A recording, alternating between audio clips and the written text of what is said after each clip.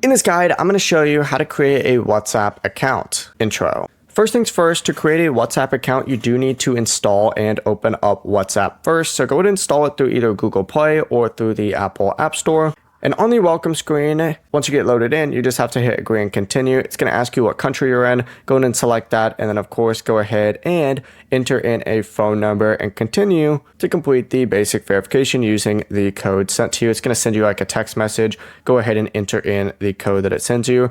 After your number is verified, you just have to enter the name that you want to use for your WhatsApp profile. And just like that, your WhatsApp account has been created and ready to use. You're able to then go in and customize it however you want. But the process of creating an account is really that simple. Before you do leave, make sure to like the video and subscribe to the channel with all notifications on. It really does help with the channel and it lets us know that you want more content like this. We'd greatly appreciate it. And if at any point throughout this guide you did have any questions, just ask them down in the comment section below and we can help you out further. I'm going to be doing my best to reply to every single comment down there. Peace.